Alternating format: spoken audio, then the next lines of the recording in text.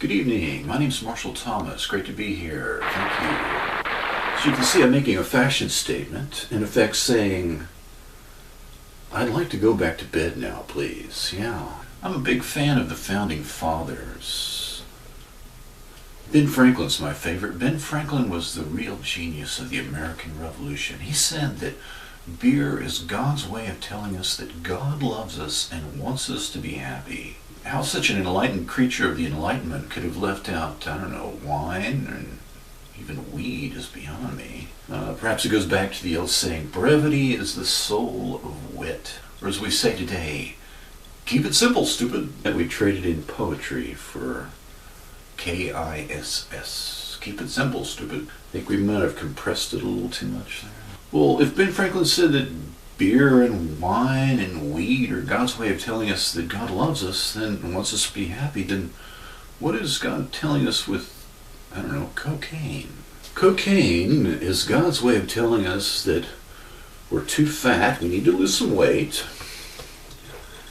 and we've got too much money. Burn your cash, because money is a false god anyway. Money is a false god and you're too fat. Yeah, I think he knows this. Heroin is God's way of telling us that we are all mortal, that this life is but a brief, fleeting instant. Buy heroin, cook it up, inject it, die. We're all mortal. Stay away from that crap. No. Of course, we classify weed and LSD as the same thing as heroin and meth. That's a very convenient lie, don't you think? I mean, to put it in perspective, cigarettes, a legal addictive drug, will kill 500,000 people this year. Alcohol, a legal drug, will be a factor in nearly half of all serious injuries, accidental deaths, and violent crime. Now, just for the record, I don't do drugs. I drink the occasional beer. I'm not promoting anything. I'm not selling anything. If you smoke cannabis every day, you will crash and burn. Marijuana is a depressant. Used in large amounts leads to depression. Now, about 40% of us have tried weed. I have. Anyone else? 40% of us? Well, now we've got you on film.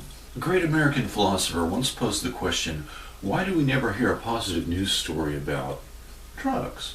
Today, a young person took 3 bong hits and within 20 minutes realized that getting a B average in high school and not getting into Harvard was not the ruination of their life. And in fact, the secret to happiness was personal relationships and spiritual growth, not material acquisitions. And now here's Jim with the sports news. In a truly enlightened world, you would think that weed would be used ritualistically in a religious manner on the weekends in an effort towards personal spiritual growth. Now, have you ever known anyone who smoked weed who could just smoke on the weekend? That's like eating one potato chip. That's like opening up a giant bag of M&Ms and having one M.